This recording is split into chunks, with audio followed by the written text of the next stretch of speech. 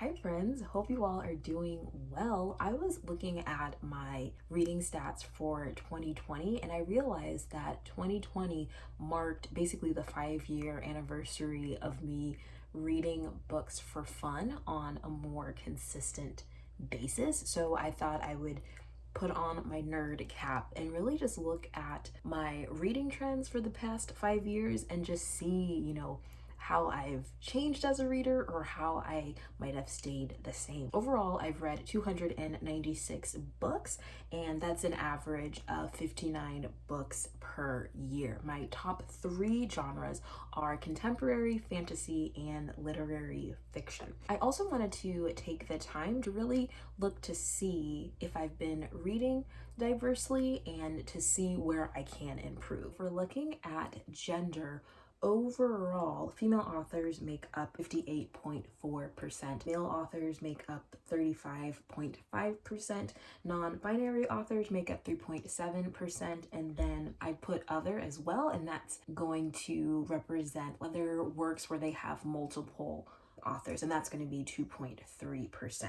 Now, if I'm looking at the race of the authors, 51.9% have been white authors, and 48.1% have been authors of color. If we're looking at authors who are a part of the LGBTQIA plus community, 15.4% are, and the other 84.6% are not. No author is obligated to disclose their sexuality, so this stat is based off of what the authors have already shared or disclosed. But I did want to make a note of that. If we're looking at the author's country of origins, North America is pretty well taken care of. Central America, there's still some countries missing. Same with South America. And then the rest of the globe is kind of sparse. I know that I want to do better about reading from other countries outside of the US and the UK. Also, if I am looking at translated works over the past 5 years, 7.5% of the books that I have read have been translated, and obviously the other 92.5 have not. And I have read works that were originally in French, German, Italian, Japanese, Korean, Portuguese, Spanish, Swedish, and Yiddish. Lastly, this is something that I definitely want to work on, and that is hearing from authors with disabilities. Over the past 5 years, 2.8% of the books that I have read have been by authors with disabilities. Of course, authors don't owe us their disclosure about disability status. I definitely just want to be more mindful about that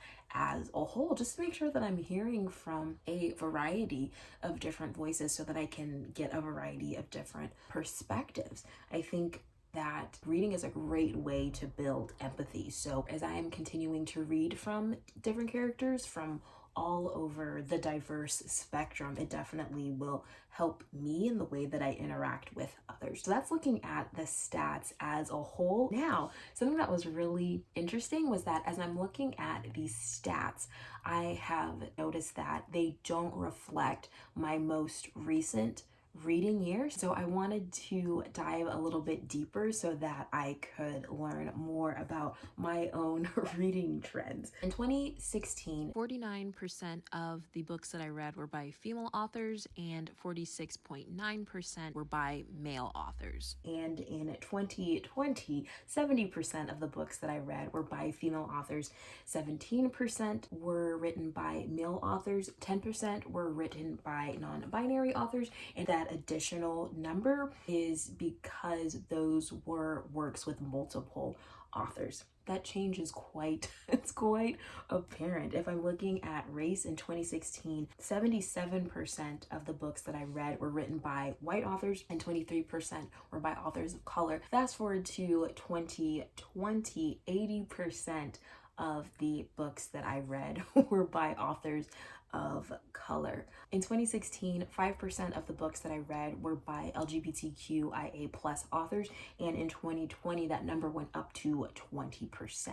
As far as translated works are concerned, I actually did better in 2016. In 2016, 11% of the works that I read were translated, and in 2020, that was 10%. Lastly, if we're looking at authors with disabilities, in 2016, none of the books that I read were by authors with disabilities, and in 2020, 7%. I think just looking at those large differences, I really wanted to look into like, what was I reading those past years? What was I like as a reader, you know? So we're going to go back in time and check out what I was reading in 2016. In 2016, I read 49 books. That year, my favorite book was The Enchanted, and my least favorite book was Signs Point to Yes. At that time, I was very much just happy to be reading again for fun, and I focused on a lot of books that either had been recommended to me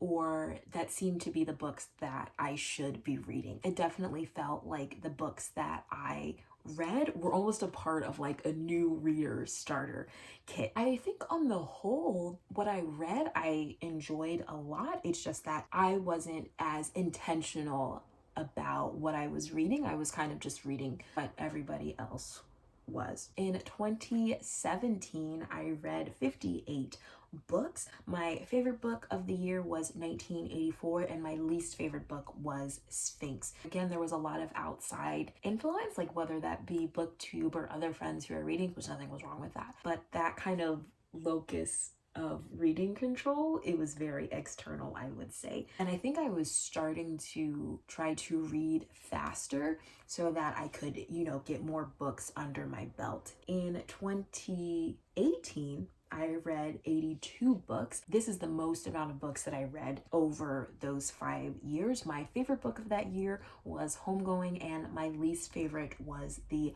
Wedding Date. I think in 2018, I really started to fall in love with literary fiction and definitely leaned in that direction. However, in that year, I was definitely going for quantity over the quality of books. And not to say like the books that I read were bad. I would say I was looking at quantity more than the fit or the quality of my reading experience. And I was buying more books as well too. I wish I had the exact numbers, but I was hauling a lot of books. In 2019, I read 77 books. My favorite book was There, and my least favorite book was Brave New World. Although I was still reading a lot, I would say that I was taking a lot more ownership over researching the different books that I was going to read, you know, making sure that they would actually be a good fit for me. That was a fun reading year. And then lastly, in 2020, this past year, I read 30 books. In comparison to the other reading years, it definitely seems like it was a poor year. But I would actually say the opposite. With everything that was going on, I really challenged myself to focus on the books that I knew I was going to enjoy. So there was no such thing as a throwaway book. I wasn't just finishing a book just so I could finish it and have X amount of books to show for at the end of the year. I was really, really intentional about my book selection. In that year, or last year rather, my favorite book was Sabrina and Karina, and my least favorite book was Children of Virtue and Vengeance. Also, just as a person, I learned more about who I am. In 2016 is when I moved to San Diego from Maryland. So because I was away from this environment that I was very used to, I really had to think about my own likes, desires, interests, and think about like who I actually am as a person. I think throughout the years, I have gotten more comfortable in my own identity, especially as a Black woman. And I then wanted to hear from more voices that were similar to mine. I believe, I need to do the stats for this, but I believe that I've read increasingly more from Black women, and I also wanted to hear from other marginalized voices too. I think because of that, I've just been craving those other voices. I really want to give these people who, historically speaking, haven't had that chance to speak for themselves, and I really just want to elevate those voices, even if it's only in my own reading choices. I think something that I am hoping to be better about, and this is what I mentioned before, and that is to read more from authors who have disabilities. At this point in time, I definitely have disability visibility on my loose 2021 TBR, and also Good Kings, Bad Kings.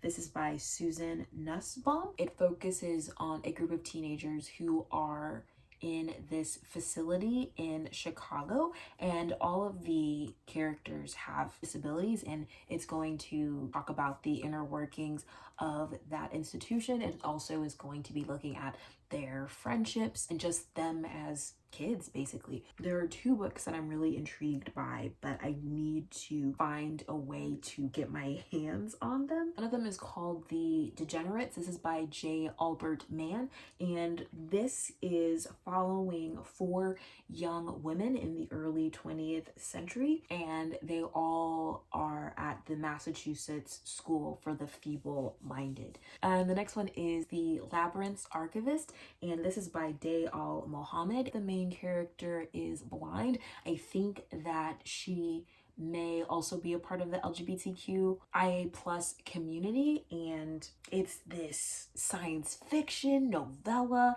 I am like very intrigued, so I gotta figure out a way to get my hands on those books. But yeah, so that is pretty much looking at my reading trends over the last 5 years. I do have a few categories that I want to keep track of in the future as well. Top 3 are acquisition trends, the amount of money that I spent on books, and also the reoccurring themes that I have found in my reading. In 2020, 53.3% of the books that I read were from the library. 20% I also borrowed from the library. These were through Libby and Cloud Library. 16.7% of those books were on my physical TBR. 6.7% of those books were books that I have owned and read before, and then 3.3%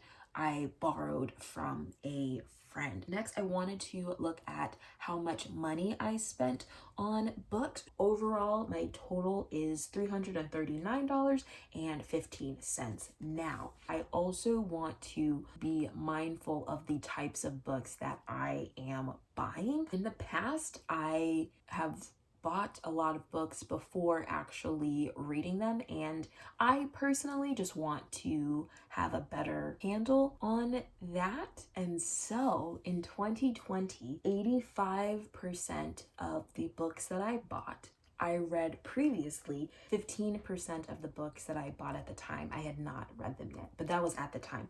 Since then, I have read all but I think one. So the one book that I still haven't read is Winter by Ali Smith. The last one that I'm really excited to look at will be reoccurring themes in my books. Right now, I'm definitely seeing 2 trends. One of them is the main character who is expecting. The other trend is the main character figuring out where faith and religion fit in their lives. If you've gotten this far in the video, and if you can think of any books that fit those 2 criteria, definitely let me know. That's what my reading has looked like for the past 5 years. Taking a deep dive into this was very enjoyable, and I hopefully will be able to do this again in 5 years' time when it will have been 10 years. Let me know what